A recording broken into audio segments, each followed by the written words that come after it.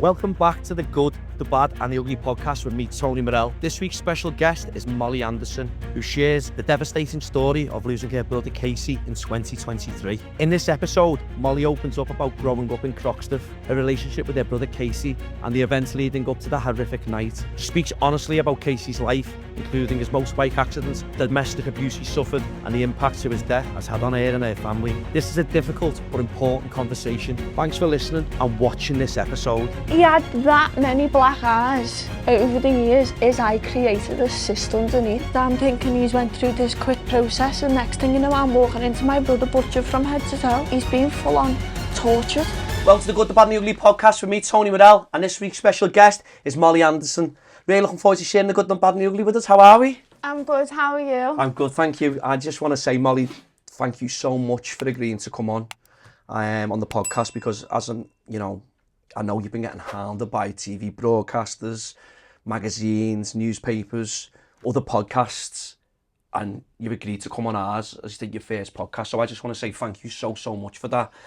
But also, I've wanted to speak to you for a long time, Molly, because after watching My Love and My Killer on Netflix, your brother Kasey was brutally murdered by his partner, and how you and your family have tried to come to terms, losing Kasey and raising awareness, should I say, for violence in male domestic violence relationships.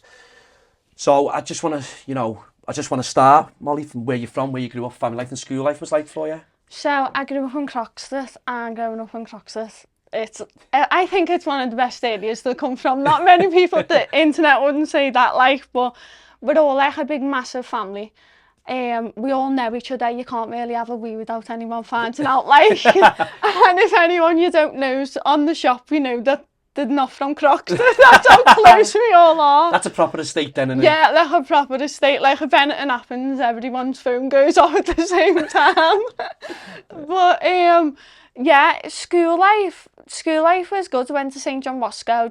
I done the whole of school, finished school, went to sixth form. What was school like? School was good. We had our year was a very close year. So I was a nightmare trying to get to school. Did you not get up? No, not at all. I don't know if that's a girl thing, because my daughter couldn't get up, so we lived right by the school. Once I was there, I was good, but trying to get to school now. But my year group, we were all dead close, all dead good best mates. Yeah, and there's some good times in school. You mischievous, have a laugh and all that. And oh no, yeah, our year was classed as the naughtiest year. The stuff we got up to was not normal. We was all doing the harmless shake in the PE changing room once and got caught.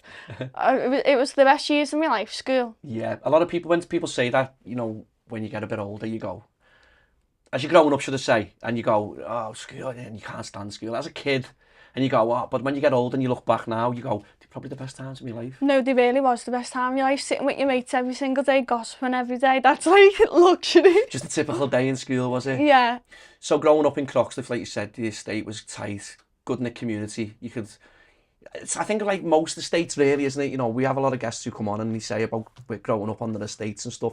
People could have the door open, you could go on, if you've run out of bread or you've run out of someone would sort, yeah, whatever. That's literally how it is. Yeah. We would give each other everything, to be honest. It can be a bit pitchy as well. But listen, I think that's everywhere. Everywhere, everyone can portray it's all good as gold and stuff. And listen, when it's your estate and all that, and you're proud from where you're from, and you love the people in the community that you live in, you're always going to stick up for it, aren't you? You know what I mean? Yeah, of course. Of course you are, but brothers and sisters, how many brothers and sisters? So I've got three brothers. Yeah. I just had to think about that. Yeah. I've got three brothers. I've got James, he's the youngest. I've got Connor and I've got Kasey. Obviously Kasey sadly passed now, but we're all dead close. So our James is 22, our Connor's 23, I'm 24, but turning 25 and Kasey's 27. So the telly was definitely broke. I bet you there's some goings on in your house, all fighting. It definitely was. It was, I don't know how my dad even coped. We were absolutely crazy. Anything we could get our hands on, we done. Yeah. Literally. Were they all good times growing up between you all and stuff? How close we all was, even though James was so sick. Connor, James and me, I mean, Kasey, me and Connor, we knew how to involve James, like, we never, like, made out as if he was sick. He was just our brother. Like, we never seen him as disabled. Like, because of how close we all was, it was just everything that we'd done, we'd pull James with us. And even though I was the only girl, I weren't acting as if I was the girl. I was up on the walls, I was up on the green power station, getting vandal grease, going down the woods, out on our bikes. Like, everything that we done together. You know, them memories where you think back and you think, wow, you know, we had some crazy time. And like, you think now, if you said that to kids now, they go, what do you mean? Do you know what I mean? No, literally. And it was like, I don't know how many tellies we went through, went on the way, smashing the tellies. We started coming from work to the telly smashed every day. And someone will blame someone else for doing it or whatever. Oh, the stories that we've got. Connor jumped on the telly once and snapped all his 10 toes and his 2 ankles, because that's how wild we all was. Snapped his ankles and stuff, did he? And he was in hospital for 6 months. My dad never had it easy with any of us. You had him up the wall, did you? Absolutely up the wall. Oh my word, so your dad was like coming in from work, telly's broken, your brother's done the stories between us of what we've all got up to, like medical ways, is I don't even know how my dad's still breathing. In out of a Zach hospital and all that. And older day and as stuff. well. Because we were all that mischievous. Obviously, Kasey was the oldest, that right? Yeah. Kasey, he loved the outdoors, he loved fishing. Kasey was never in. He was just out fishing, playing football. Just typical lad. Typical.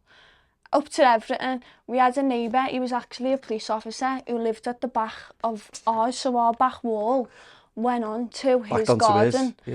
And he had spent months building this pond and put all these big expensive fish in it. I don't know what fish they was now, but people will be able to tell me.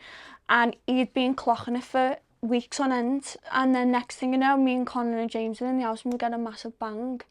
And he had robbed all the fish out the pond. And with a bucket with his mates. Every single one. Like and koi carp and all that, they'll probably be, he was screaming, the man screaming at my dad saying, where's me fish? And my dad's like, where's your son? My dad's going, my son wouldn't have robbed your fish. No, Kasey, the period just opened. And it weren't even like a pond. Kasey went in, so we're driving around for ages trying to find Kasey with these fish, with these fish, there he is with an empty bucket. And my dad's like, lad, where's the fish? And he's like, in the new pond, just tell the fella that in the new pond, that the period literally only just opened and Kasey stayed at that period right up until he died. Like, he was still night fishing there, and I could swear down he was the first person to put the fish in that pity, and it's massive now. And there's some big fish in there as well, you know what I mean? Yeah. They're probably them ones that your Kasey put in, isn't it? And then for weeks later he'd make me and Connor and him stand on the back wall shouting grass to the fella for ages.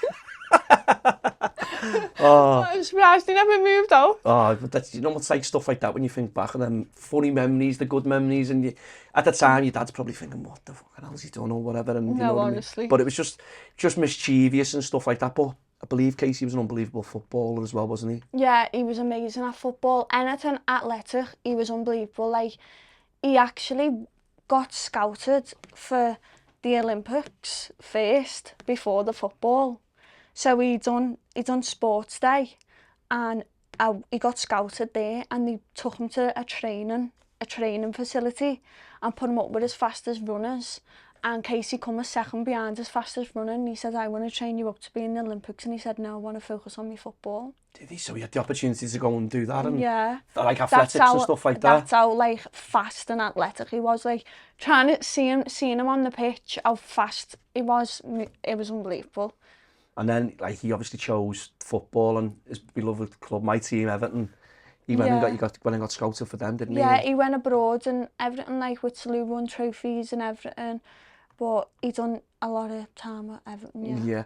What was that like as well when you seeing his face on the side of the mega store outside? That was like the best thing ever, because obviously we've loved Everton since like my granddad. My granddad's obsessed with Everton. Your dad goes to match, doesn't he? Or he used to my dad goes to match, but that Everton's always been in our family for years. Like, my auntie's house has Everton badge painted on the front of it for years. That's how much they love Everton. So seeing our Kasey on the side of the Everton's football ground, but it was huge. It was like a little dream come true for all the family, so everyone was just like, oh my God, there's Kasey on the side of Everton. My dad used to drive us up every single day after school to look at it. He wouldn't let us forget it. No, It's the picture's in my room now. I couldn't leave. It's a proud moment for you all, innit? You know, to see, and then you're thinking to yourself, is he going to progress and is he going to go and play, you know, for the first team on the pitch and all that? And you must have all been thinking he's going to make it and stuff like that. But how far did he go? And it got cut short, didn't it? Is that right? Yeah, he to be honest, he just ended up being a lad as well.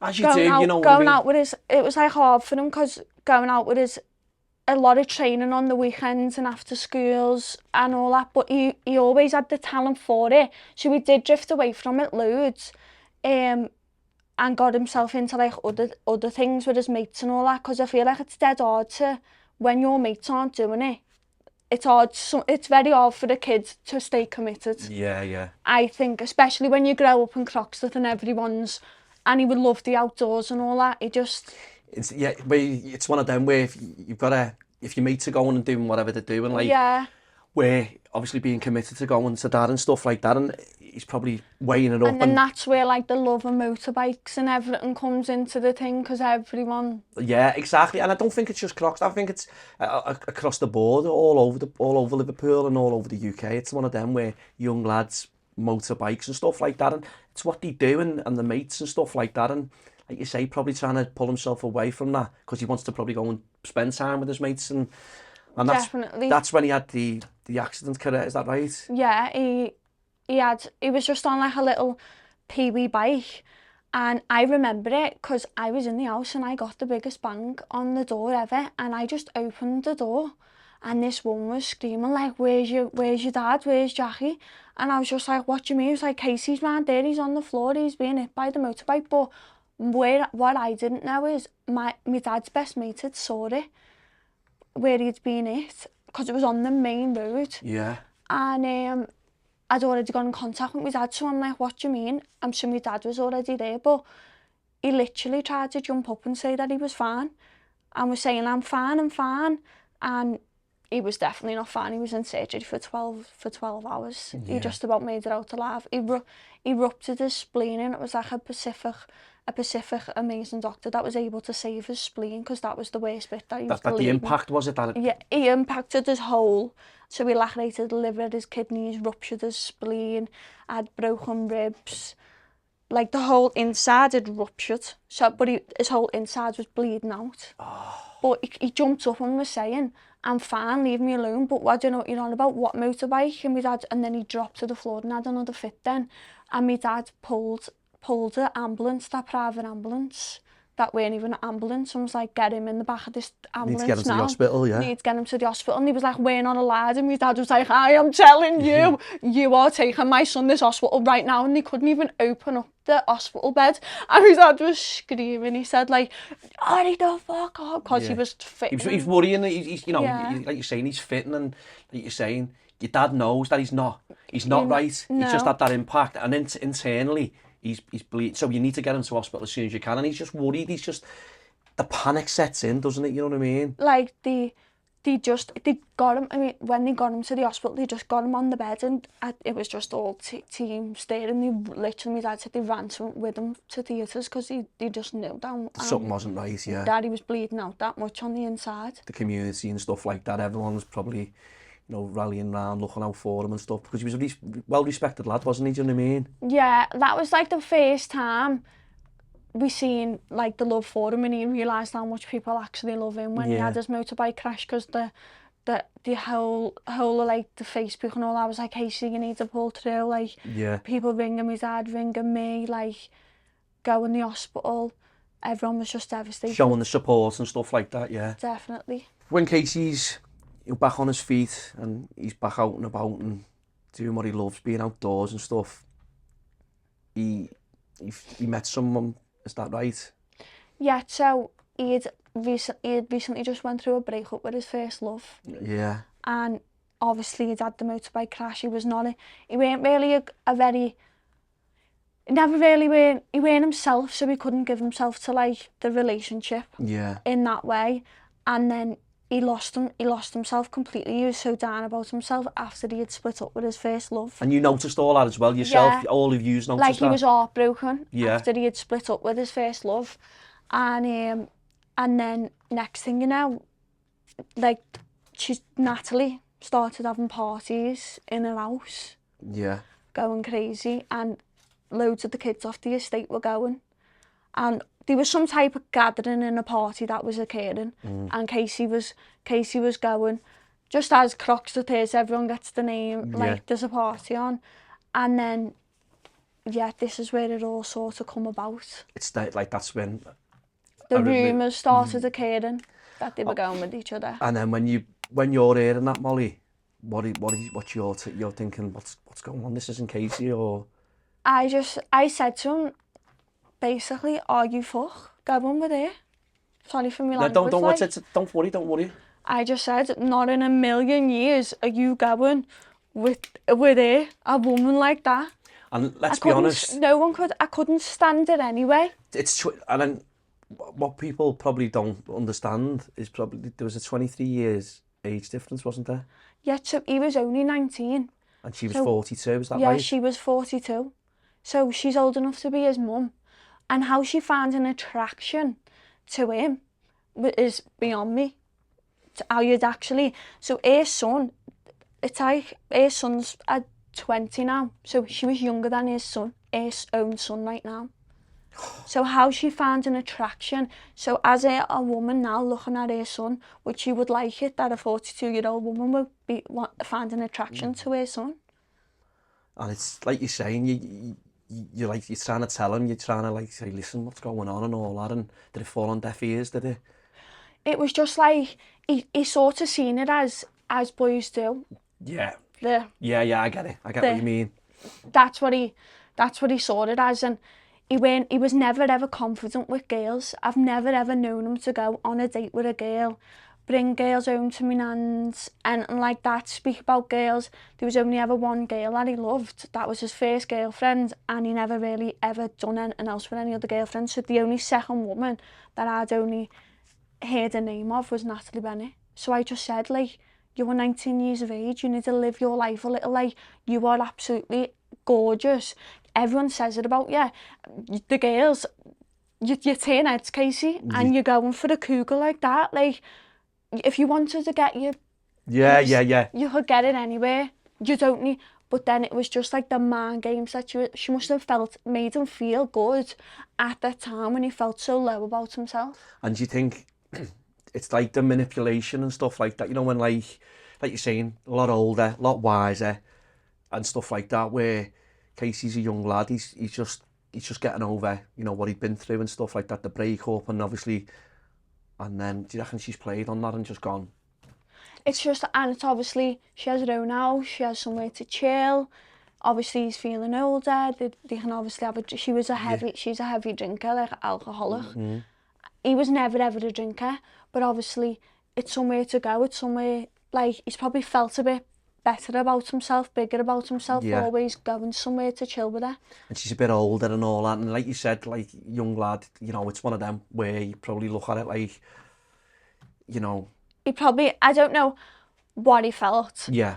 But shouldn't have been anything at that time. But you're only looking out for him, you know, your big brother, and you're trying to say to him, look, I know I might be on your case here, but Kasey, I'm fucking, listen, can you not see this and whatever, and... Definitely. I was more aggressive than that. Yeah, I cannot, listen, I know, I can imagine you was. I was more like, if I catch you with it, I'm gonna give you a slap or whatever. Yeah, like, not even him, it was more like her. Yeah. Like, because you were concerned, wasn't you, Molly? I just knew her reputation. I just knew how vile she was as a person. Mm. And I just thought I knew from the second I heard that name of them two being together, that the whole family did, that this is not going to end in any way, shape or form good. And the whole estate backed us on it. Yeah, because everybody like, you know, knew what, like, what she was about and stuff like that. And, you know, when people, you know, like you're saying. The whole family as well. They've just knew what the, like, as a whole. Yeah. And you obviously had your concerns. There's some good, some of them are good. Yeah, listen, and look, this is like you say, you know, you were concerned for Kasey and obviously who he was, you know, having a relationship with, you know what I mean? And unfortunately, you know, it's not unfortunately really, it's, you know, you had concerns and you're looking out for your brother and, you know, look, you're 19, she's 42, come on, you're not seeing this, and sometimes someone who you love, you know, falls on deaf ears. Whatever you say, it's going in that ear and out the other. It was just like from the second he was messing around with her, it's like we was always like that. Yeah. You couldn't separate us. We were literally every single day glued together. He listened to me, I listened to him. We were brother and sister. That's just how it was. We fought and we loved each other. Yeah. But from the second he was hanging around with her, he just become this blank canvas that you just couldn't communicate with him. You couldn't get through with him. And he just, as his sister, he was just like, it was like I weren't even me anymore to him. It was nothing. It was there. Like a blank, like... You're banging your head against the wall, yeah, was it? and I was just looking at him. It was like, I was looking at Kasey, but his soul weren't there.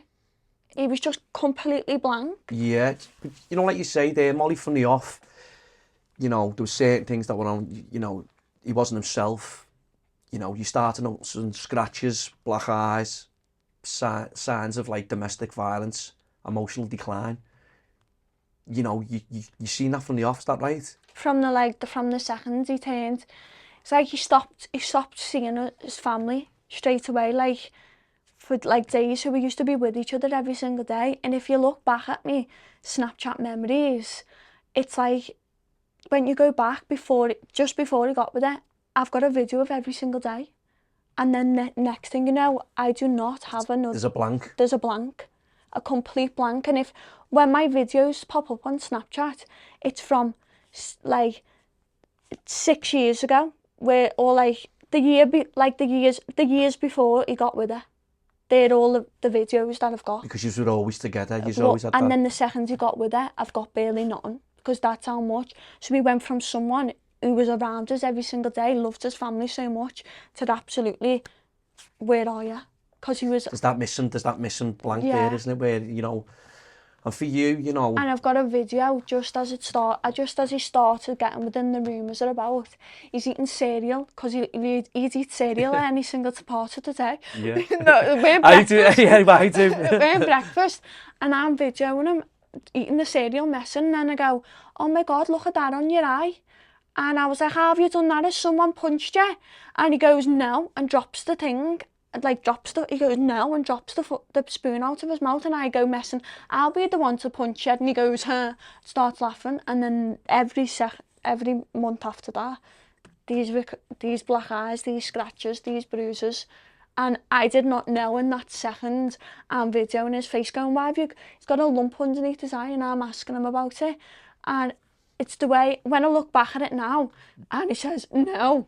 Yeah. And it's just like, that was the start of 5 years of what he went through. Of 5 years of declining anything that she ever done. You're all right? Yeah. Do you want a tissue? No, I'm fine. Do you know what, Molly? I know it's hard, and I know, you know, speaking about it and stuff like that. But you know what? You know, you're probably being a bit hard on yourself, because when someone passes, and you look back at the memories and stuff, and you look back and then you clock things and you go, why didn't I pick up on it? We always blame ourselves and stuff like that, but you can't blame yourself. Yeah, it was just, he just never ever, even though how much he abused him and put him through a horrible time, he never ever said a bad word about it to us. And he never ever admitted that it was doing it. He'd always come up with some silly little excuse.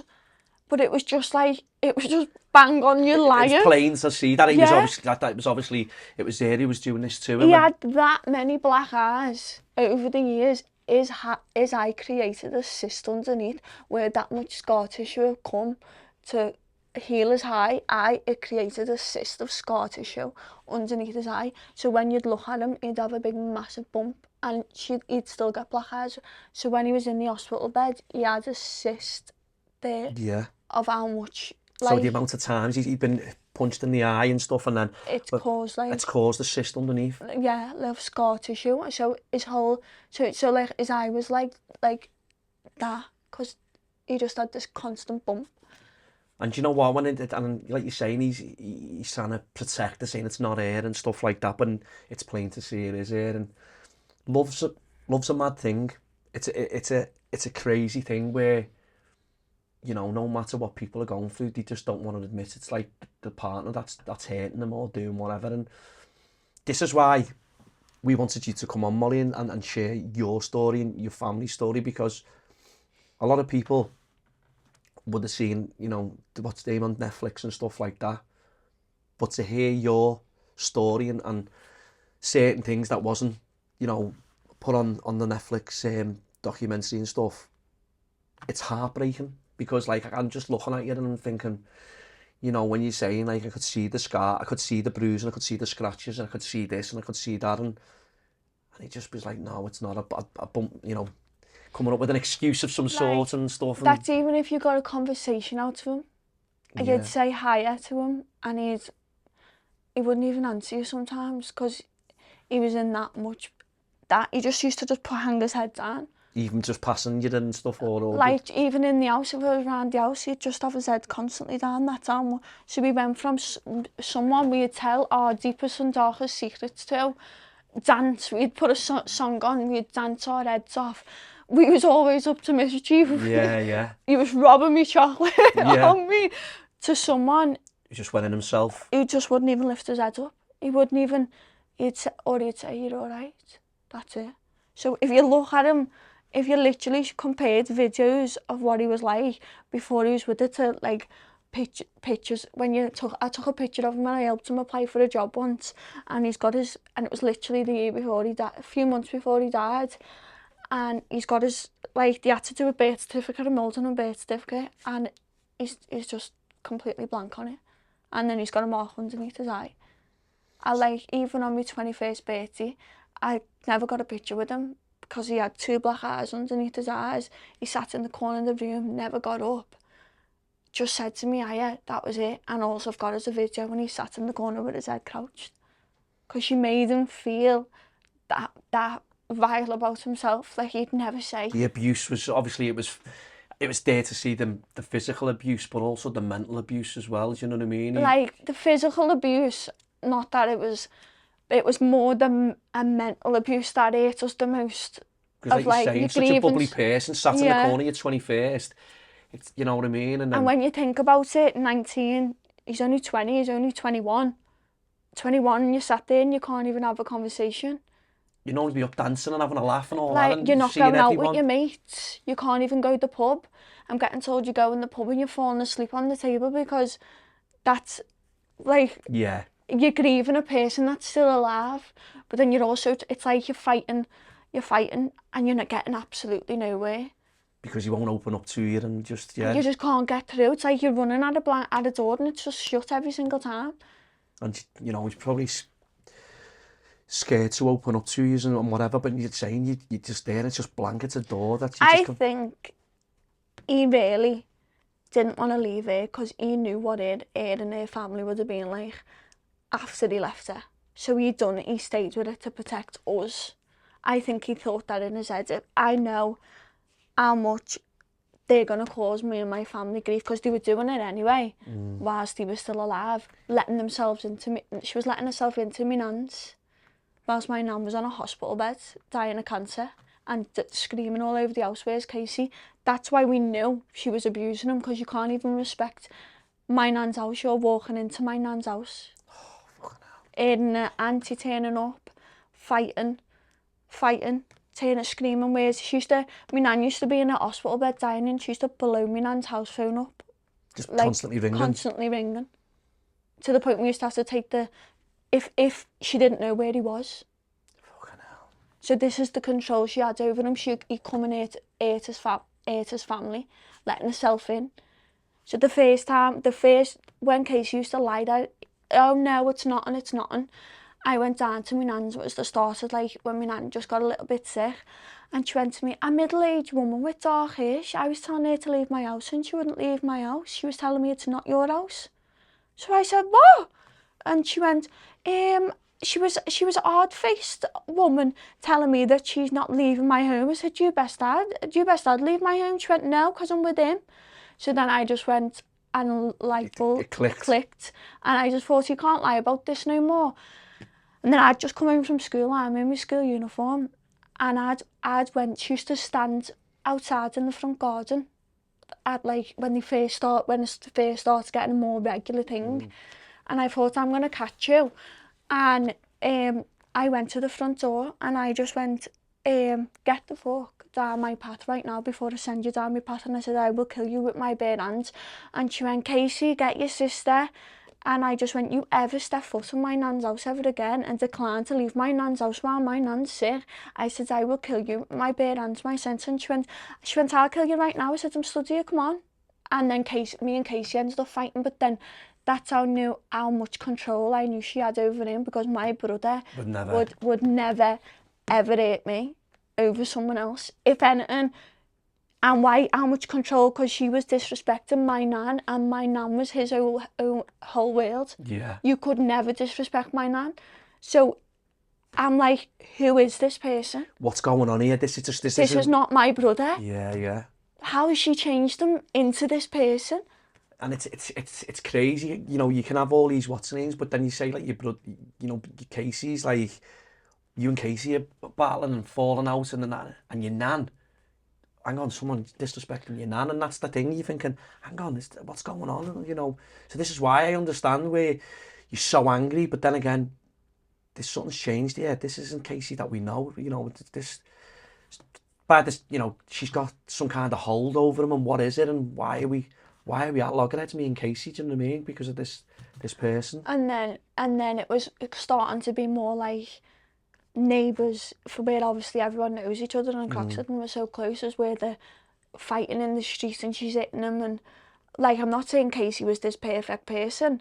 No, he's just a normal lad. He might have done mistakes, but he was far from anything that she was. Yeah. Do you know what I mean? And neighbours started ringing and going to find like my stepmum and work, and like ringing my dad and saying, look, I've just seen Natalie doing this to Kasey. And I'm not saying that he was probably self-defended himself back, but you're a grown woman fighting with what? He's only 21, 22, and you're in the street hitting a boy who's 21 at that time. You know, when you look at it like that, Molly, you know... And she's what, like 44, 45, and you're hitting a 21-year-old boy, 22-year-old boy. The age difference is absolutely, you know, when it, like we said at the start, you just know what's right and wrong, really. And I know love's a mad thing, but she's old enough to be his mum. Like, why didn't she have any caring nature towards it? You know what I mean? And it's... When you reverse the roles here, and like you say, if you've got a child who's 20, and they, oh, by the way, I've got a girlfriend, or I've got a boyfriend who's 45. I don't fucking think so. No. That's, you know what I mean? You'd have, don't think so. Like, I'm 24 now, turning 25, and when I think back to when I was 19, I was very young then. I'd only just left school. I didn't have a clue. You're still learning life. Yeah, I'm still learning that life now at 24, nearly 25. Like, I don't even think I'm old enough now to think, oh, I know everything. No. Even still, at 19, definitely not. Of course you don't. I don't have a clue. It's like you learn every day, and, you know... But it's just sad that he was only my age right now when she murdered him. Yeah. And I'm still so young. I have not seen anything. I'm still figuring myself out, and I'm still this young. Do you know what I'm going to ask you, Molly? And I know this is going to be tough enough, but when you said to Kasey, like, you know, Kasey, one day Natalie's gonna murder you if if this carries on, and obviously the 12th of March 2023. So what actually happened is I was in my house and my dad got a phone call that Kasey had been stabbed. And that was in the August before the March of August 2022. And he was in a house party with Natalie, with the sister and with her ex-boyfriend, apparently so. So my dad got a phone call that he's in hospital, he's been stabbed. So what he had tried to do was crawl round to our house, and he's collapsed on the way. And I'm sure it was her dad that helped him. And so their family relative come round like after he had died and said her own dad warned Kasey that day, I've told you, Kasey, stay away from her. And even then he still didn't listen. And I'm sure, because their mum and dad, so we live literally within the same, like 2 seconds away from each other. Distances. And then, I don't know how true the story is, but they clarified it after he had died that he said, like, look, you just need to stay away from her now. And so we went to the hospital. He was fine. My stepmum was there and my dad talking to my dad, and it was like, who's done it? And he blamed her ex-boyfriend. But then the next day I'm walking down the street and see her ex-boyfriend, and he goes to me, I love you, you're all right. So I thought, what are you on about? You stabbed my brother or whatever? And I thought, there you go, he's lying, Kasey's lying again, because he would not say to me. And I just thought, why are you saying hello to me when you've just stabbed me? So then but we knew anyway that he was just lying. He was trying to protect. Trying to protect her, and he thought I'd put the blame on there, just like... As if you're not going to find out, yeah. like what at the time. And then she turned up to the hospital, rotten, stinking drunk, and the minute she walked in the room, he just shut up and he was telling my dad and everyone to get away, because that was the thing, if she was there, we were nowhere near him. He was scared of her, basically. Yeah. So I'd went up the hospital, and I got him like sweets and chocolate and everything, and he was saying to me, I don't even want it. So I was like, is she been in here, has she? And then he was like, shut your mouth, don't be talking about her, whatever. So I went to the nurse at the front desk and was crying my eyes out. And I said, if you see a woman with black hair, do not let her in this hospital. And she was like, he's got capacity over himself. And I went, has he? I said, I'm telling you now, that boy in that bed is not got any mental capacity. That is not my brother. He's vulnerable, Yeah, and I was like, has he been horrible to you today? And she went, well, he's give us a little bit of lip. And I went, I'm telling you now, my brother's got respect. And has that woman been in? And she said, yeah. And I said, there you go. I said, can you see how his attitude's changing even towards you after she's been in this hospital? So I sat there and he was going, I don't even want your sweets and chocolate. And I just thought, you're speaking to me like this because she's been in that day. You haven't, like, something's went on with you. So this is how you're reacting to me now. You're not wanting me sweets and me chocolate that I've brought up for you. And then I said, I'm going to tell you right now, Kasey. I said, she is going to kill you one day. And I said, what about your little brother, James? I said, he'll never understand why you're not here. I said, think about it. I said, we're sick of going through this. And then he was like, basically like, fuck off, get out the hospital. You don't know nothing, whatever. Because that was just... Just got on the offensive about it all. When you... It's just like I was begging the nurses not to let it in. I was saying, please, she's got black hair, she's a middle-aged woman, she's the reason why he's being stabbed, he's lying. Like, do not let it in this hospital. And she was like, I can't, love, like, he's got capacity, it's not up to you. And I was just like, but as a family, I'm telling you. You're worried sick, and when you're speaking to him, you're giving him tough love. Molly, that's what it's about. You're worried sick about him, you're concerned, and at the end of the day, like what you said there, Kasey, one day she's going to kill you, and because of obviously that's why you're here now. You know, you do know the truth that it wasn't an ex-partner, it was obviously, it was her, and when you're saying about your younger brother and stuff like that, and it's not the Kasey that you know. No. It's not the Kasey that you know who's loving, who's, you know, your brother who would always have a laugh and a joke and loves his family, and then he's just gone into this shell and he's been putting up with this abuse and for many years, and like you're saying to him, listen, you need to get your act together, and it's heartbreaking here. It's funny, like I've been living in my nan's and I keep finding like notes from his room and all that where he's been like, tomorrow I'm going to do this, tomorrow I'm going to try and do this. Where he tried to like really try and get himself back on track, and that would be when he'd stop living with her, he'd be back in my nan's, he'd be away from her, he'd try and pick himself up. Like, there's loads of little notes around the house, like, get a pedal bike, do this. He was writing all his get a job. down. Like, where the minute he was away from her, he'd start getting into a clearer edge. You'd see him, he was a little bit more fresh, he'd have his fresh clothes on, because the Kasey we used to know, he always looked gorgeous, like pristine. He was like a colour coordination king. Everything had to be colour coordinated. Dead smart and that. He was a handsome lad, wasn't he? You know what I mean? And like the amount, like even all my mates in school used to go, oh my God, you're Kasey. And all that, and all girls, like, they'd go, you're Kasey, he's unreal. But he was always dead insecure about himself. That was the problem. And then when he's obviously got with this older woman, who's made him feel a little bit, what's her name and stuff, but then very controlling and very military, you know, that's, you know, what... It was like the drinking. He started drinking. And he wasn't a drinker, was he? No, he started drinking. He'd go to his festivals and let loose at his festivals. Yeah, a little blowout and that, you know what I mean? He'd do all that. But he couldn't handle that drink. Yeah. He went out for New Year once and before he had even 12 o'clock, he had already ran through his door and was spewing in the back garden. I've got pictures of him. Yeah. That was just before that was but like... then obviously meeting Natalie and stuff, the drinking took over and stuff, and like you say, it was just a downward spiral from there, but going...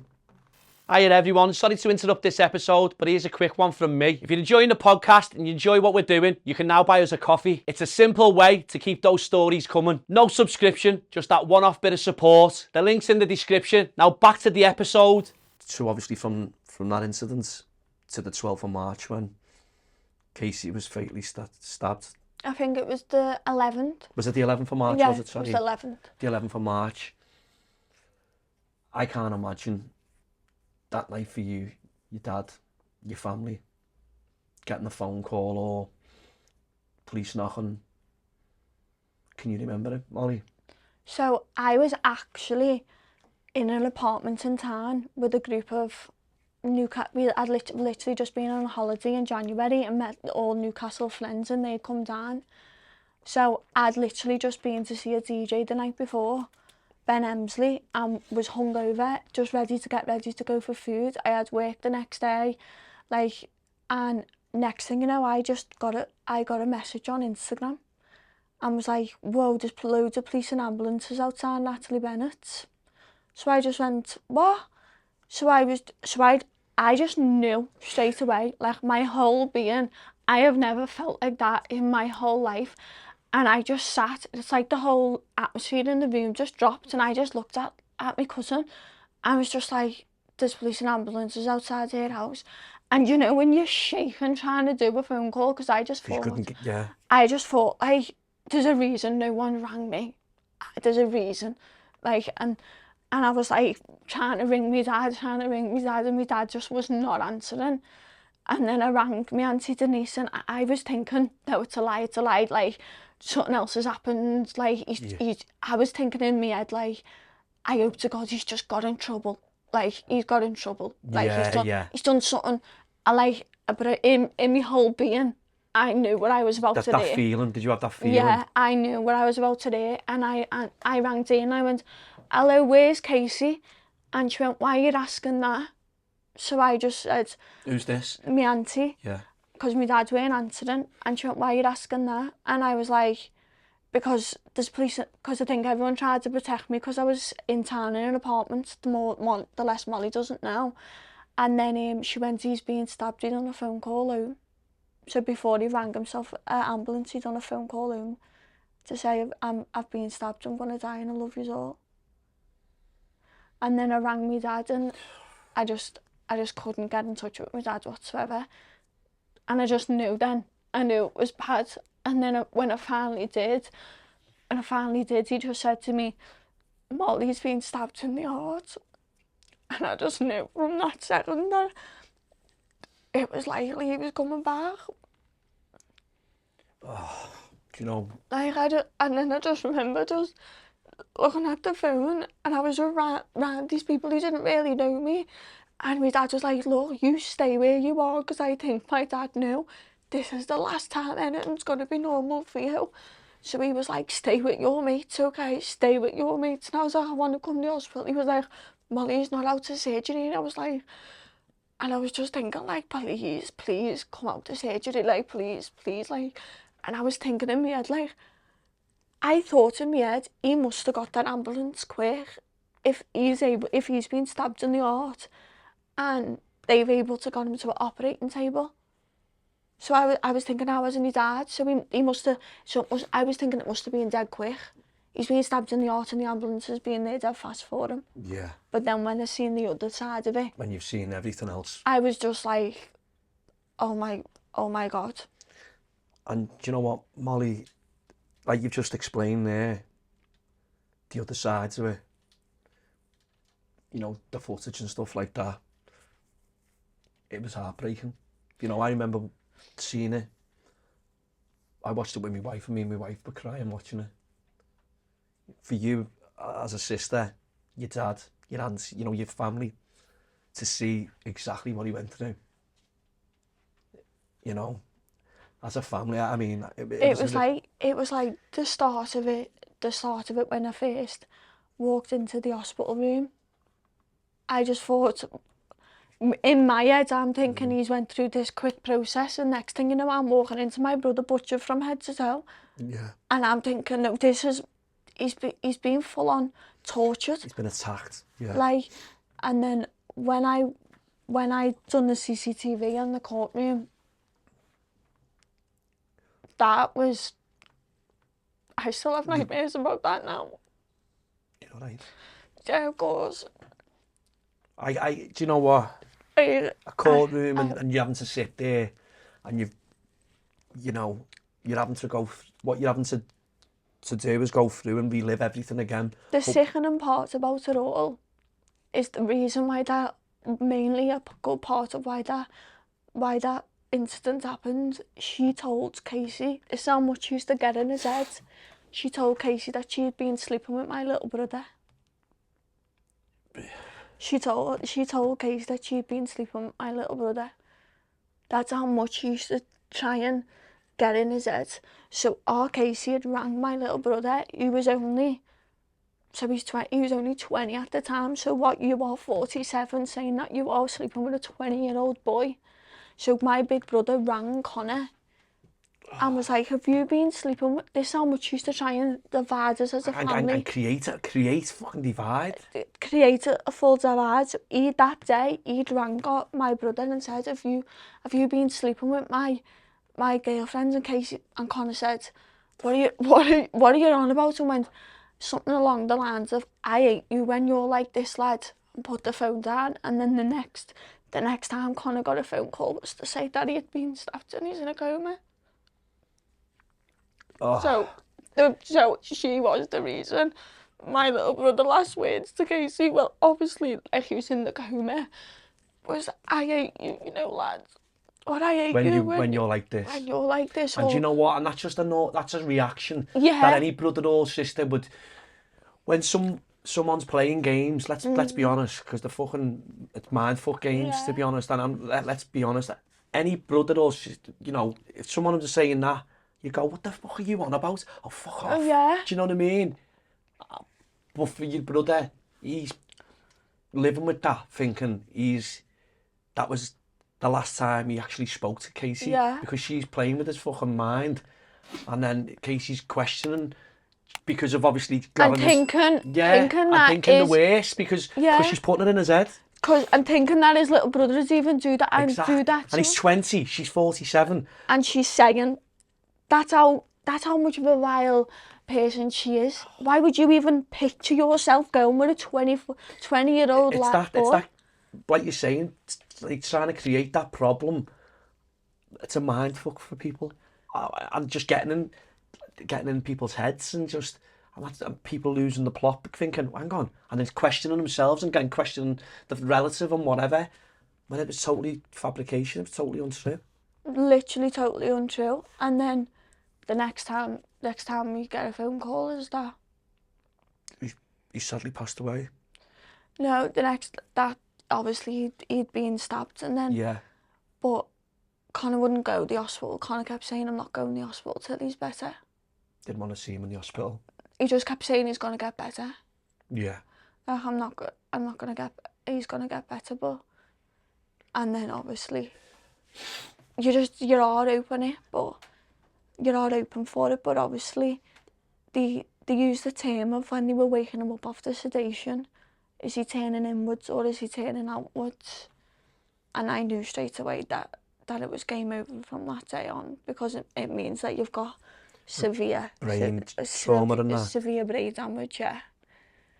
But it's just unbelievable, like when they who does the post-mortem, like the scientific man, like the judge asked if the jury, what is it, who sits next to the barrister or the barrister? Like who defends the person, said how was he still having a conversation when the ambulance arrived and the police, how was he still talking?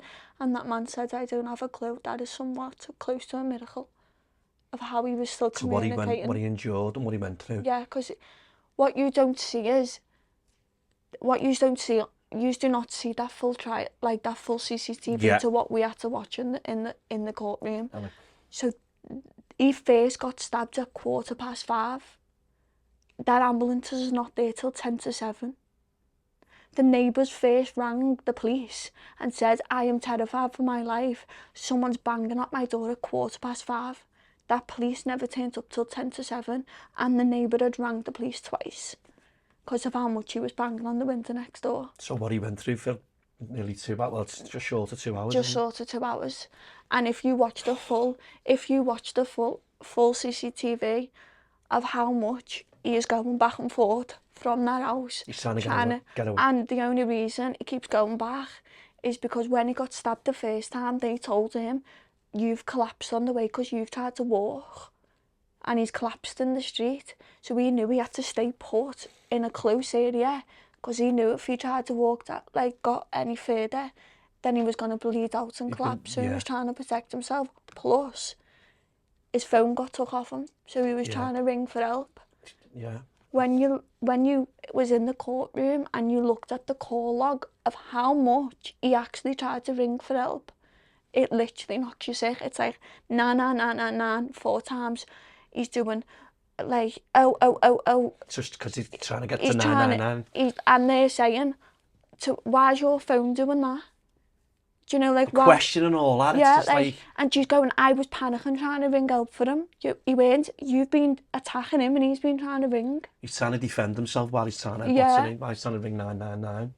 Because like you've just said there, Molly, we don't, like, obviously people who watch on Netflix, My Lover, My Killer, there's only a short snippet. But what you've just described there from 10 to 5 or whatever it was to 10 to 7 or 10 past 5 to 10 to 7, that is just enduring. And the bit that knocked me sick the most is when the police open up. So the police had to open up and recharge her for a different, like, it was like attempted murder, I think they recharged her with, or section 17, I don't know. Section They had to recharge her because they got a phone call from the hospital to say that Kasey was in a worse state, basically. So they changed the charge. Yeah, changed the charge. She opens up and she goes, "Me, what have I done?" And then she goes, when they're checking for the knife, on the CCTV on the Netflix, she goes, "Have you got any sharp objects on you?" What they cut out is, she says, 2 silicones, you can just burst them if you want, meaning a breast implant. So she was cracking jokes. After what she'd done. What you don't see is she shouts to Claire. Claire is rummaging through his pockets while he's lying over and going like that through his pockets and trying to pull the full. And she's screaming at Claire, "Get that phone." And then she says to Claire, we're fucked, what shall we do? We're fucked, he's on the phone to the ambulance. And then she goes, quick. And then they run in. And from 7:30, when that phone call was, another 20 minutes had went by before that ambulance and police had turned up. So he was on that step for 20 more minutes in that pissing down rain, bleeding out, before the police and ambulance. So we had to sit there in a courtroom and watch the... And see him crouched in the pissing down rain for after that 9-minute phone call of him saying, I'm dying. Yeah. And then he had to sit there for a further 20 minutes after he knew he was dying. He was vomiting up blood. Yeah. And then till then police and ambulance before help come for him. So that's how long she just left him out there on the step on her own for. Like he was nothing. It's heartbreaking. It's just heartbreaking because someone who you love so much, you know, you're having to witness, you know, you were aware of stuff was going on, but to that degree, like you say, he was, like you just said, butchered. He was attacked relentlessly, and just not care. You know, no. If you love someone, you don't leave them like that to, you know, no matter what. You know, you don't leave them to. It was die. just. It's. How could you possibly even do that for some? Like it's like they found like the knives in the sink. One of them was snapped with the knife off the handle of where she must have stabbed him, and it hit the floor and it snapped where broke. she must. They said the impact of obviously trying to. They said she's used. It's like there was like on the arms. It was like you could see she'd used all different objects because some were like on his body were like threaded, like it was like a butter, like not a butter, like a bread knife. Yeah. So that was I'm sure that was one of the knives they found in the sink, and it was that she cleaned up, and she'd left blood underneath, you know, on the skating board. Yeah. So there was all slatters of blood of there where they was able to identify of where she'd went in the house, and then she still had time to make herself a butty.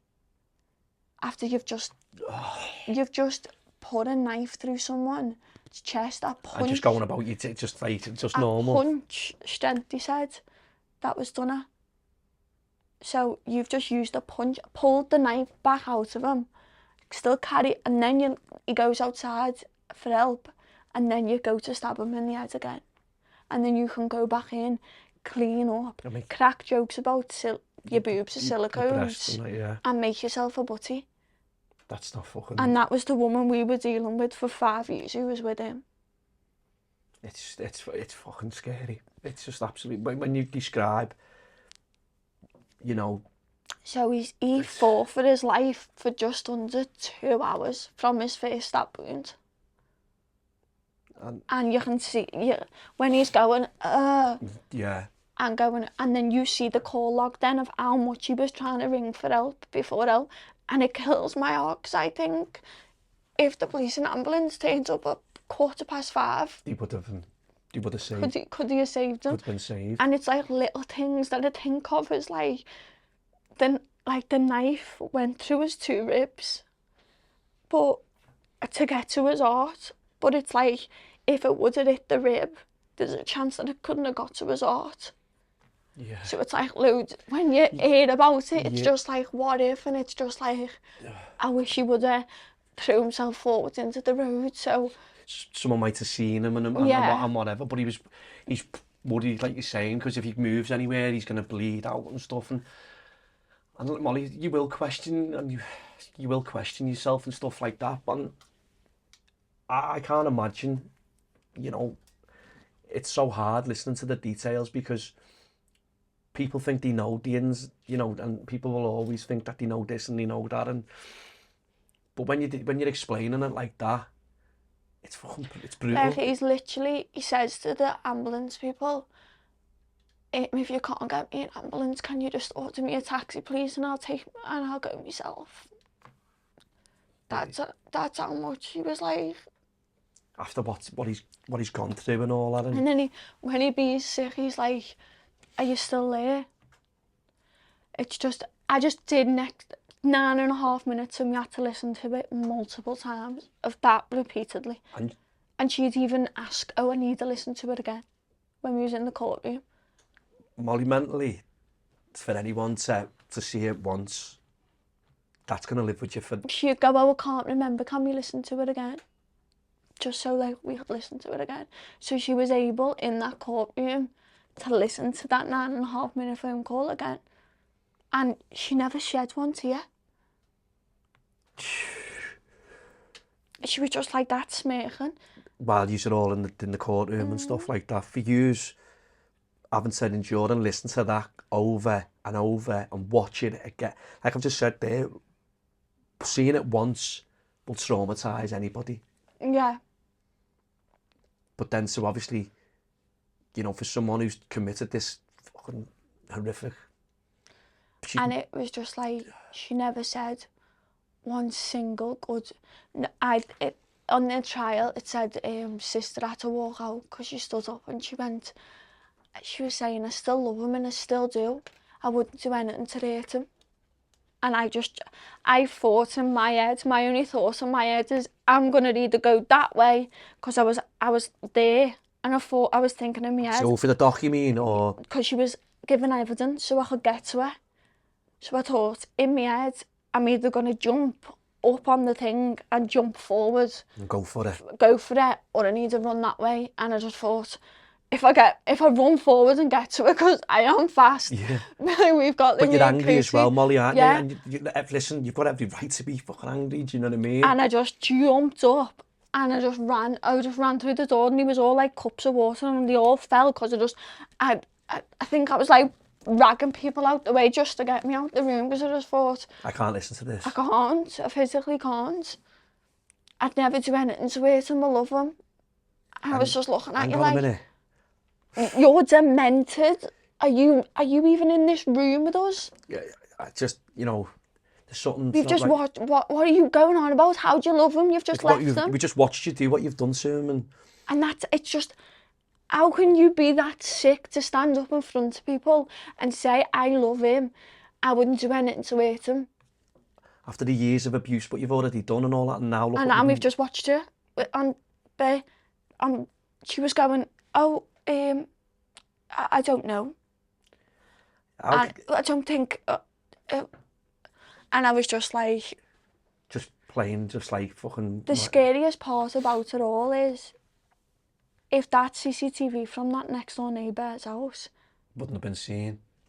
She would have... It was the Ring doorbell, when was he ever got... It's sad to think how long he could have actually been there for if he never got a phone. How long would he have been found on the step dead with no answers, because she would have scrubbed all the house and hid all the objects, and his phone was never ever found.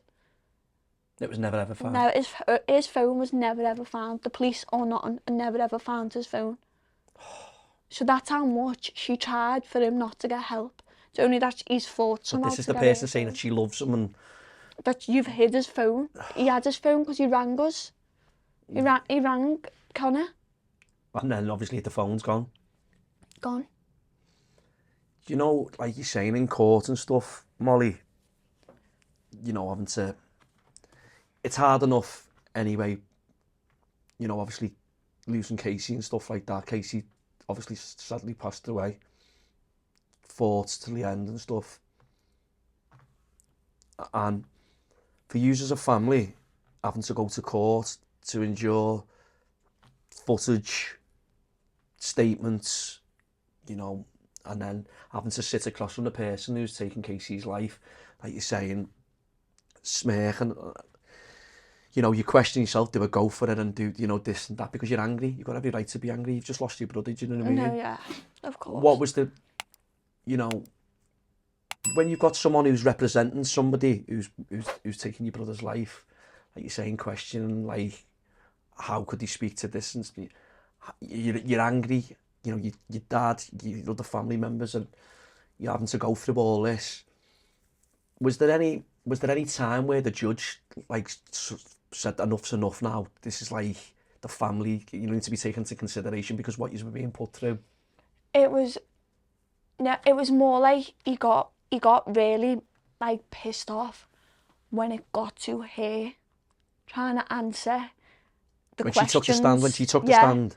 He was like, answer the question properly, and then his face as he was pulling, he kept going to her like, hang on a minute, like, and when we was all laughing then, because she just couldn't make any sense of, and then he kept interrupting and being like, how can you say that when we've just watched that? She was contradicting herself, was she? Yeah. Like, you're not making any, and then she'd say, you're not answering the question, and the faces he was pulling.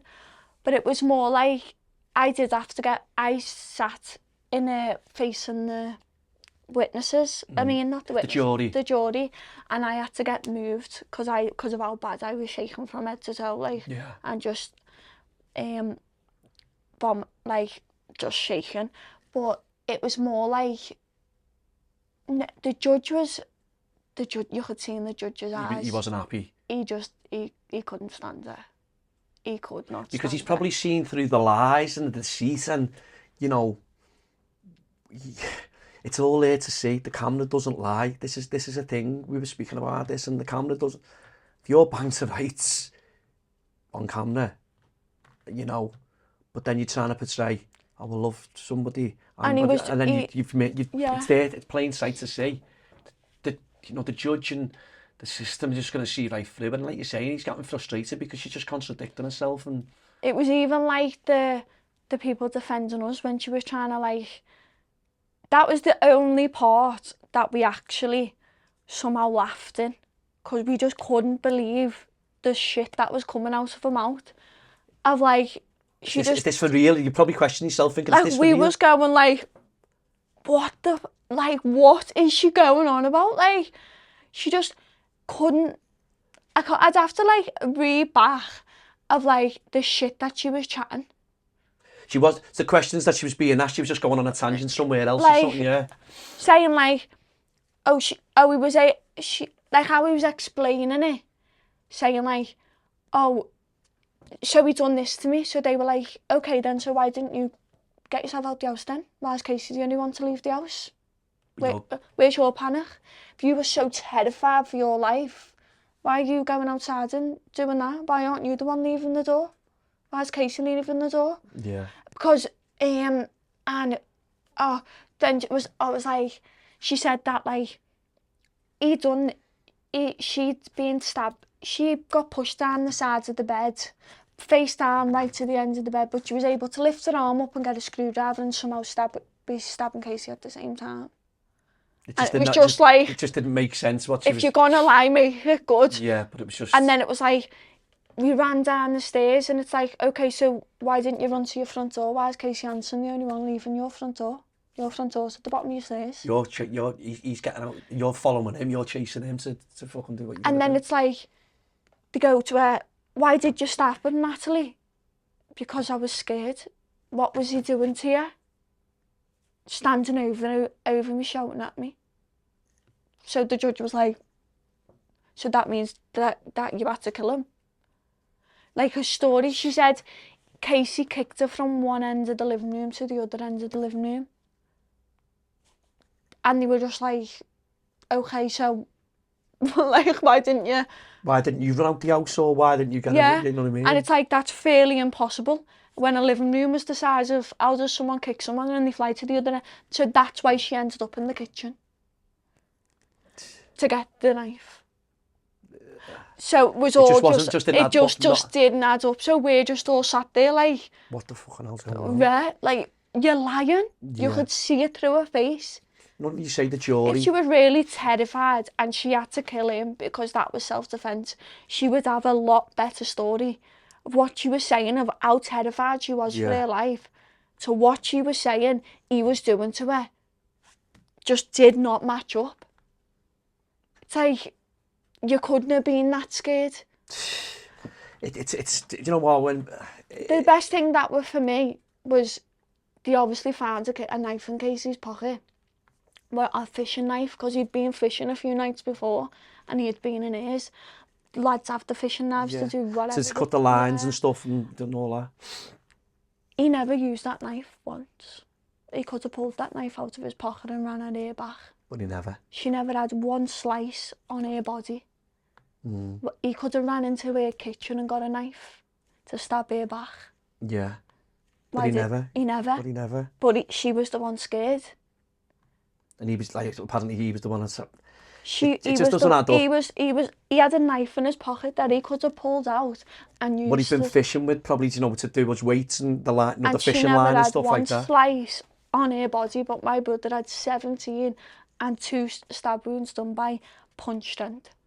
and she had a black eye and a bit of her hair missing that had been forcibly removed. Wouldn't anyone if you're getting stabbed up that much times? Of course, you know, With- you can or fight, with a he's fighting for his with- life. Molly, Yeah. let's be honest, you know what I mean? Do you know when you said about the jury and stuff, and obviously when they pass sentence and stuff like that, I can't imagine what you and your family were going through when you're waiting for the verdict and stuff like that. When the jury delivered the verdict, what, you know, for you all as a family, I can't even imagine what was going through. I actually, when it was like coming to the guilty and not guilty, I actually, Did she plead guilty or not guilty? she pleaded not guilty. I actually left the country. I went. Did you get away? Did you have to Yeah, get away? I left the country. I made sure I booked an holiday. I just thought I can't. You've been through enough. I just thought I will jump. You'll jump to go forward. I'll jump. The trial was enough. I don't get me wrong. I remain calm and everything, but in my head, it was a completely I think different. everyone would be the same, Molly. It was a completely different thing. Do you know what? Just meeting you, you can see how much of a lovely person you are. Thank you so much. No, I'm being honest, because even though what you've gone through and you apologise, I'm not that type of. Listen, you know, your brother was, you know, taken away. He shouldn't have been taken away. And what you've described in detail and told us, I think any person would be exactly the same, you know, and angry and wanting to get your hands on them. And the way you conduct yourself, listen, of course you're going to be angry, of course you're going to say fucking effing and jeffing and swearing. Who doesn't? But the way you are and the way you come across, you just seem a lovely person.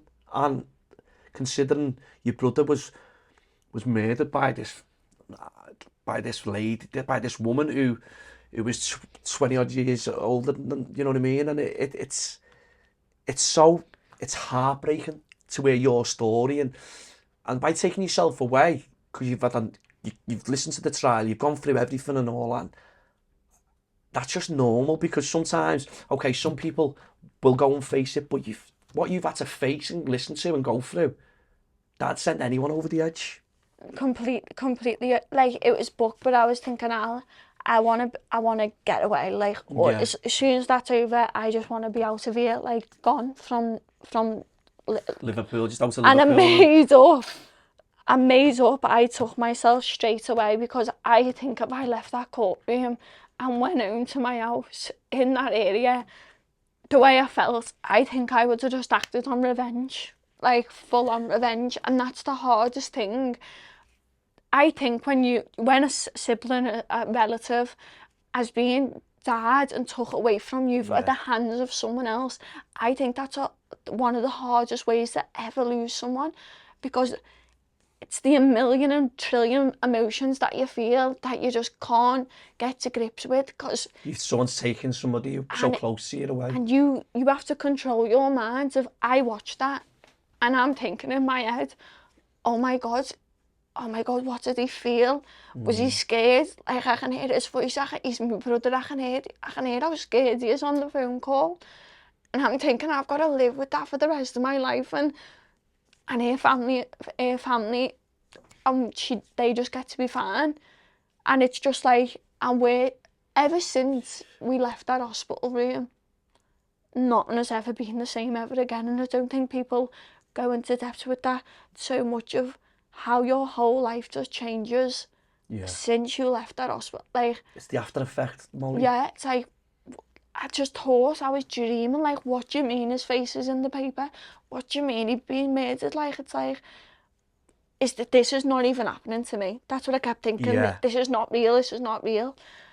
When I went into that trial, I did not expect a single second Of what you went, what you had to No, witness. so when I was sat in that chair and all that stuff was coming up, I literally thought my heart was going to stop beating, because I just thought, I can't deal with this. What am I hearing here, and what am I seeing? Like, Yeah. You just want to jump through the screen and help him yourself, and you want to scream all over the courtroom. course you do. And you know, and You sat there and I'm shaking from head to toe. And it's just like, you'd have to come home after that day in court and just go back to your house. And then come back the next day. But then you're looking at it as well. and you're trying to be, like you're saying, you're trying to be strong, you're trying to, you know, conduct yourself in the right way, but anyone... And then word for word is conducted in the Echo. And it's just...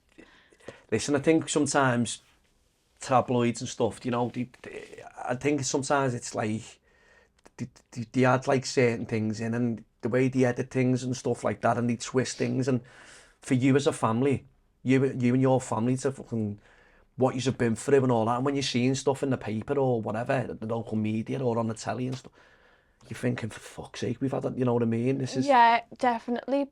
I think the positive thing of it being in the trial, word for word, was obviously they could see how much of a vile... Yeah. And how good Richard Pratt, the barrister, done of defending Kasey, because he done an absolute unbelievable job. Yeah. Like, the way he just roasted to the ground, that's how much we were still laughing, because he was like, saying to her, so you loved him? And she was like, yeah. And he was like, well, I haven't heard you say one nice word out of your mouth about him this whole time. You're just calling him a gang member. Yeah. He's a fugitive. He's a drug addict. So why do you want that round your kids then? Don't think I'd want that. And he just absolutely... He just tripped it up. Tripped it up. Yeah, yeah. From the ground. Straight from the off. And he's going, you've just said on that phone call he's got stab wounds all over him, but then you're... So how do you know that? If you never done all them stab wounds? If I don't know what's happened. Saying that yeah. That was it. She kept saying he'd been self-harming. So that's the slices were old, that he'd been self-harming all. And then she was saying, he had slices there, obviously, where he'd been defending himself. And he was going, so you're telling me what normal person does self-harm up there? Yeah. So is that where he's been self... He just absolutely... Just tore but it's just it the apart. fact that she made him out to be... Something that he wasn't. And I was thinking, I've seen him at a stop. I just know. She's clutching at straws, basically, just to try and... She was picking at everything. Yeah, and listen, you can get that sort of, what's the name about, you know, what you're saying about, like, you know, character and whatever she wasn't. But, you know, when he passed the sentence, it was 18 years, was it? Yeah. Obviously, you were out the country and stuff. I was there for that bit, but the guilty and not guilty, I was gone. Yeah, yeah. So when 18 years, she got... She would have only got 15 years, only that she cleaned up. So she tried to basically hide what she'd done. And she lied to the police as soon as the police got there, and then we went, she kept saying, no comment. Instead of either owning up and just, yeah. And through the run-up of the trial, you have to have a lot of meetings with police and go to a lot of run-up court dates before the trial. And we went into a room, and one of the men who'd interviewed her said, I can understand what you have had to deal with for 5 years, because I've never met a heartless piece. Yeah. In all my life. That was the police officer who'd probably been in the police for many years. That has been, like he was like a really top police officer. He said, and he's been in the force probably 20 odd years or something like that. She was like, I've never met a half-face heartless person in my life like that. And that's what you were up against. Yeah. Do you know what, Molly? You know, sharing your story and Kasey will never be forgotten.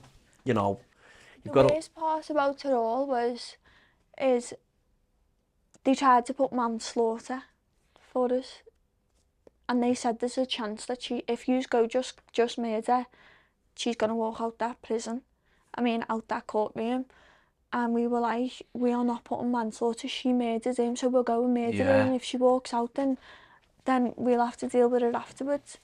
You know, you're stuck to your guns because they give you that option in court or whatever, and you're like, hang on a minute, it's plain sight to see. Yeah. And at the end of the day, you know, we're not prepared to do that. You know, and you're dealing with losing Kasey, and then you're having to deal with, well, listen, if you go with this could actually happen. Hang on, it's plain sight to see. We're going with murder, simple as that. That's what we've lived it 5 years. Yeah, we know she's killed him. There's no if buts, not manslaughter about it, and that what we were saying. We was like, before we'd even seen the CCTV, we was like, she has murdered him, there's not a manslaughter about it. And we were like, no, drop it. And they were like, are you sure she could walk free out that? And we were like, no, Yeah. murder and that's it. That's all we're going with. And they were like, okay. No, I think they were a bit shocked at it. I think sometimes the family always think, no, let's put manslaughter there as well. Yeah, yeah. But do you know, like I say, you know, Kasey, you know, will never be forgotten. You coming on here and sharing your story, Molly, and it's unbelievable, you know, what you have had to go through. And like I say, Kasey will never be forgotten, but I know you speak out and you raise awareness for domestic abuse in men. It's something that you're very passionate about. yeah, Something that I think you'll always, you know, continue to do because, you know, in Kasey's name and stuff like that. But domestic abuse in men is at an all-time high, you know. definitely. You know, which is when you speak to like foundations that you get involved with, it's the Paul Lavelle Foundation, is that right? Yeah, so we went in and done an interview with them and like spoke with them, and it was like a good couple of days. I'm sure it was like 2 days it went on for. I spoke to loads of different teams, loads of different workers, and the stories that they can tell you of men that actually do ring up. And it's not just the domestic violence abusers, dealing with them afterwards as well, trying to find themselves after they have just been through something like that. So that's what that foundation does. But it's unbelievable. Kasey, when he was going through that, he probably thought that he was on his own, because when do you ever hear men say it? Yeah. But then I think us women, like, we are very strong-minded of what we can do. I know obviously men can do it to women, but if we live on a time frame anyway. Yeah. Our brains are very calculated anyway. If we're going anywhere, it's after we set times about when we do. Yeah, you're organised, you're all on over if we really wanted to, how strong a woman's brain is, we'd be able to. Men are different to women, how we do things. But yeah, and I think a woman abusing a man, they'd be able to rate them in ways that, like, yeah, you can't really. Yeah, I get what you mean. I mean, like you say, physical side of stuff, and listen, domestic abuse goes on with women as well. I'm not coming away from that, certainly not coming away from that. No, of course not. And it's horrific. And but like you're saying about domestic abuse in men, is at a pretty, high. Like you just said there, women, it might not be the physical side of it. No, in Kasey's situation, it was, you know, horrific. But I understand what you're saying, where men sometimes won't come back from that, where it could be mentally or exactly like what you were saying. Like, so mentally. And that was the worst part in Kasey. Obviously, the physical side was just as bad. Yeah. But it's how mentally draining you can drain a man. And like a woman can as well. Yeah, yeah. And get into his mind. So it's like dealing with the men after the domestic abuse, of how to rebuild them back up. Yeah, yeah. And what they deal with, like, they have counselling rooms and sessions. There's also one in our Kasey's honour in his name in there. Yeah.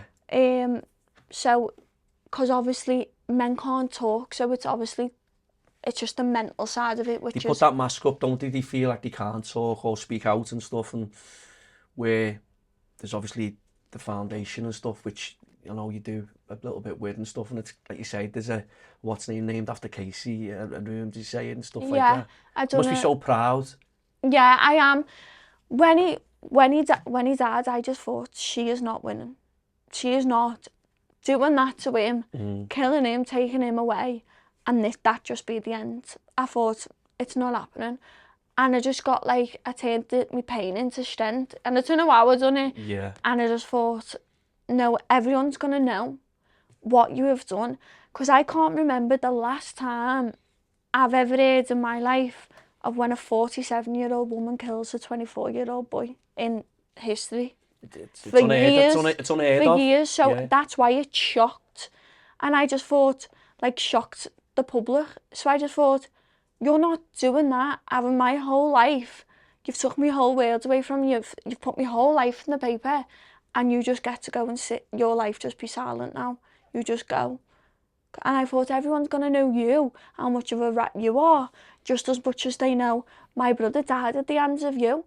And I'll do everything in my power. And then I just thought, and I don't want another boy or male To go through what... to go through, like, the messages I get of people, like, I watched that and realised my son was going through a domestic violence relationship, like, and like the messages I get of, like, I've realised my uncle's been going through a domestic violence relationship, and just because of everything that you share and everything else. But you know what, Molly, that's what I was about to say to you. You've turned, you know, a situation where you're feeling low, and you've got every right to feel like that. You know, you've turned it into power to help others, to raise awareness where, listen, you're still coming to terms with it. You'll never get over it. You know, you're a human being. You're not a robot. Oh, this day I'm going to be sad. It just comes. It just happens. And you don't ask for it to. It could be a song. It could be anything. But when you've got people reaching out to you, falling in your inbox or whatever, and they're saying, you know, you've made me reach out to you because I think my uncle's going through it, or my son's going through it, or, you know, my brother's going through it, or anything like that. After what you went through and what Kasey went through, you're fighting on your soul, you know, and his name will live long forever, because that's something that you're never going to let it go. You know what I mean? No, never ever. It is crazy, like, I go places now and I get stopped everywhere, and it blows my mind. And it was crazy to think, like, I was in the warehouse, the Blackstock warehouse, the night before it happened, and then I went back to watch Sonny Fodera, and the documentary had just been released, and that was the next time I'd been in that building, because I just thought, well, can I do it? And the amount of people that were coming up to me in the middle of there with bouncing music going, oh, you're Molly, you're Molly, oh my God, you're... And I was thinking, whoa, I haven't expected this to blow up like this. Like, I was thinking, how does everyone... I've just been this girl who's invisible. Yeah. And then I'm like, whoa, how did you notice me in the middle of a rave? Yeah. And then that just never ever stopped then. Like, even still now, I went out on Saturday to Bongos and people still stop me and they're just like, oh my God. And I think if I never had that strength in me to think, no, I want to share his story, I want the world to know. Yeah. His name still gets mentioned every single time I go somewhere now. And that was my purpose, and they ate it. This is it though, Molly. You know, you're finding strength to even go back to the place when, if it, you know what I mean, happened, and then a year, you know what I mean, you're finding, look, you're still trying to get your life back together after what's gone on.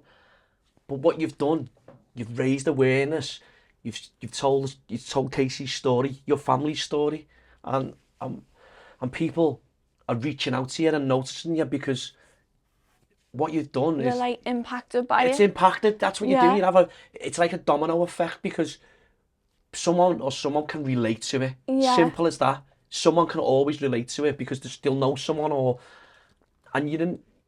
I say inspiration because you're still here, you're still upset, you still have feelings, but every day you get up and you try and do your day-to-day routine and whatever. But you'll never forget Kasey, and what you're doing, what you're trying to do is raise awareness and help people when you're still trying to come to terms with things. I think obviously at the start that was my main power. Like, that's all I wanted to do. And then recently, because I occupied my mind that much, it hit me so much more lately. Yeah. But I am proud of everything that I have done, and he never just died and that was the end of it. No. And that was the end of it, because there's still things like, I'm still raising awareness now, like 2.5 years later, the amount of amazing people who reach out to spread awareness. But then sometimes I have got to think, I have got to live as well. Yeah. And I've still got to heal. You've got to take a bit of time out for yourself, and even though you want to help people and impact and stuff, you've got to have that Molly time for you. And look, it'll all come, do you know what I mean? And like you're saying, you take a bit of time out for yourself, do you know what I mean? Even though when you're trying to help others, and because sometimes we do get a little bit lost and we think about other people than thinking about yourself, do you know what I mean? Definitely. Family life today, what's family life today like for you, Molly? Family life's never ever been the same since it happened. It impacted in ways that I'll never be able to explain. I'm definitely not when we left the hospital, I've never seen the same faces in everyone ever again. Yeah.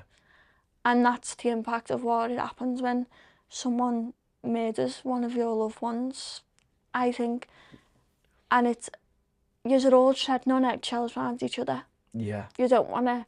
You don't want to say something that'll upset that person. And you don't know whether someone's having a good day and you're having a bad day. And then it's like, after the trial, you all aren't sleeping because you just can't get over it. And then it's just like, it's 2.5 years later, but some days I can barely get out of bed, and it's some days like my dad can barely get out of bed, and it's some days like my little brother, like one of my little brothers, Connor, he still hasn't said his name.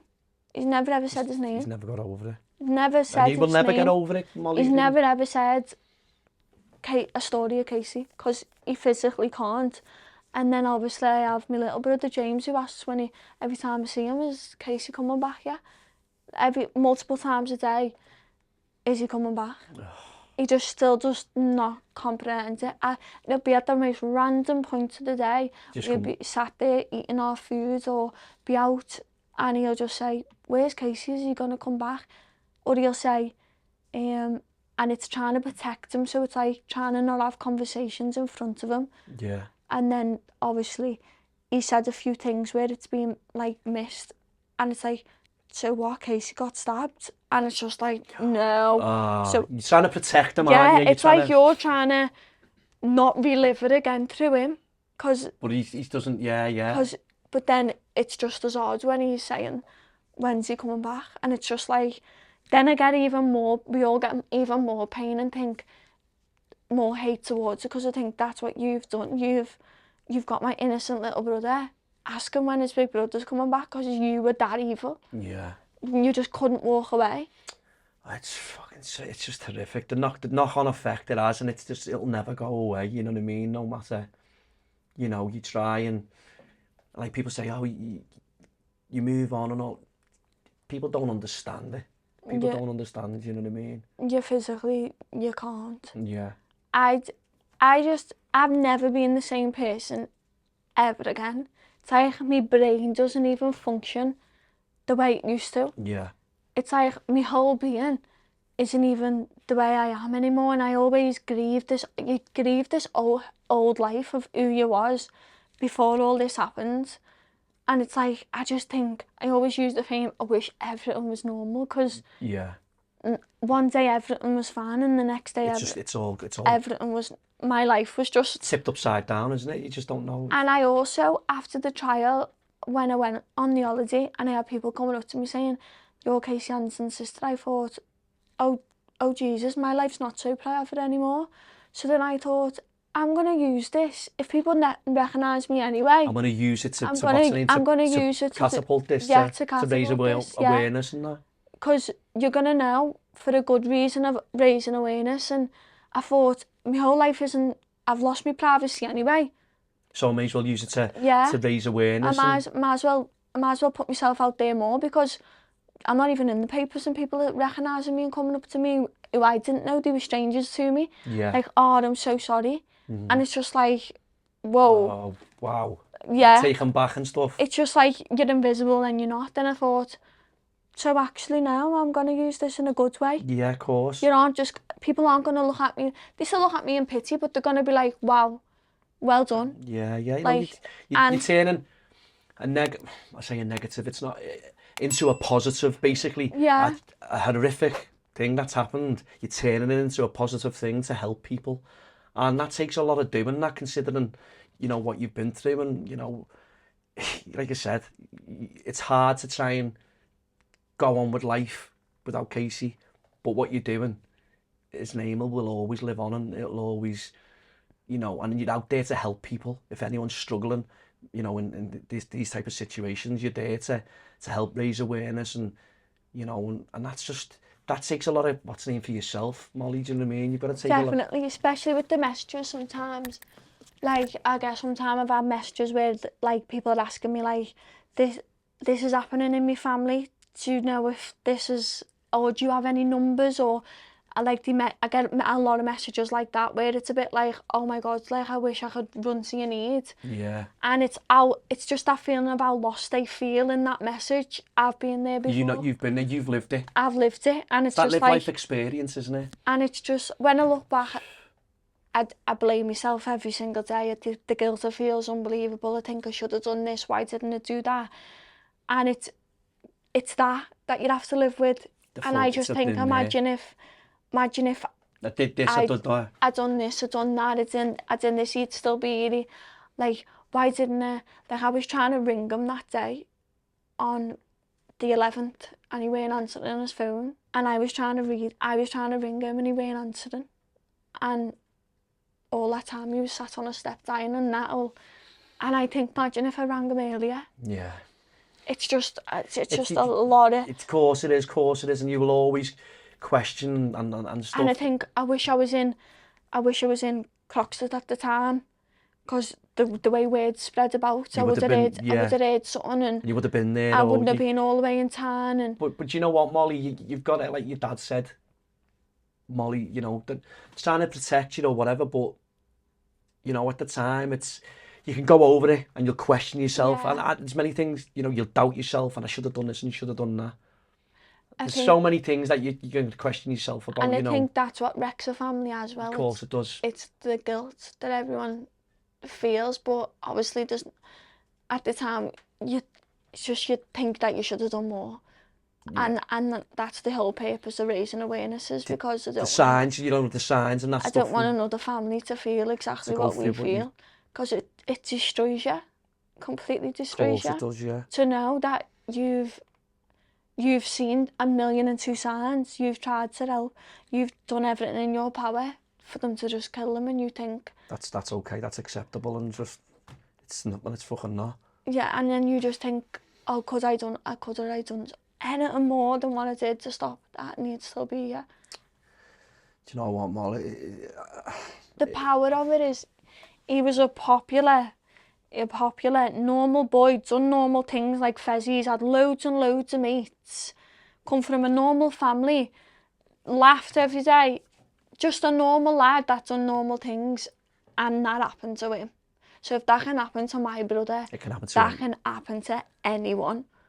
Because my brother and his best mate, he was a normal lad. So if he let someone tear him down that much, then that can happen to... It can happen to anybody. That can happen to any lad. Because he was so full of life, festivals, everything. This is the thing, but with what you're doing, you're trying to raise awareness so it doesn't happen to any other family and stuff. I think it's to you, Molly, you know, with what you've been through and what you still go through on a daily basis, you're a fucking credit, because some people would just give up and just go into a shell and all that. And listen, you've openly admitted, you have your good days and you have your bad days. But to sit here and come on a podcast and explain in detail of exactly the effects it's had on you, your family, you've got to be very fucking proud of yourself. And I'm always swearing and stuff, but honestly, what you're doing is unbelievable, and keep absolutely doing what you're doing, because you say you're going to be saving lives, because like you say, mums, sisters, brothers, whatever, dropping into your inbox, the signs are there. Definitely. And you can give them advice, because obviously you've lived it as a family and you just don't want it to happen again. Molly, one other thing I'm going to ask you, what's in the pipeline for Molly Anderson? What's in the pipeline for me? I've got the next thing to focus on is the Cabsbury. That's on the 18th of October. That's the last thing. And I've got to try and heal. Yeah. I want to definitely go travelling, because I understand. Travelling is a good thing. I understand how short life is now, 100%. I just need to heal. I think now I've done so much of distracting myself and working. I think this right now is my time to heal, and then I can figure out what's going on in my life after that. I think I have a very demanding job as well, but I've just had to take a lot of time for myself recently, because overwhelmed as well, Molly. Yeah, everything come tumbling down at once, and listening, let's be And honest. it hit me. It really did. It hit me and it knocked me right off my feet. And look, So right now is just for me. It's a bit of Molly time, and I think that's what it's about. And look, like I say, find time for yourself, find time for your family and whatever, and you just do what you've got to do. And definitely not giving up. All this raising awareness and everything is... But look, this is never one step at a stop. time, because I just think over the last couple of years, you're still dealing with stuff. Yeah. And it's overwhelming, and you're helping other people. You need to take a bit of time out for yourself. And look, there's nothing wrong with that. There's nothing wrong with that. You just need to make yourself, concentrate on yourself. Do what you've got to go and do. Take yourself away from, go travelling with your friends and whatever, and then when you're away and you're sat and then you'll reevaluate and you'll come back and you'll go, definitely. this is what I'm going to do, and write things down, what I'm going to do. And I think, look, a bit of time out for yourself, I think it'll do you the world of good. I just want to say, Molly, listen, that's probably one of the hardest episodes we've done, listening to what you disclosed and stuff. And I just want to say, honestly, you're an unbelievable person. You're such a strong woman. I'm not always strong. No, listen. I'm not always strong, I promise. My hat goes off to you because, you're still getting over things yourself, but also you're helping others. And, I just want to say to you, listen, Molly, thank you so much for sharing the good, the bad and the ugly. No, thank you so much for letting me come on.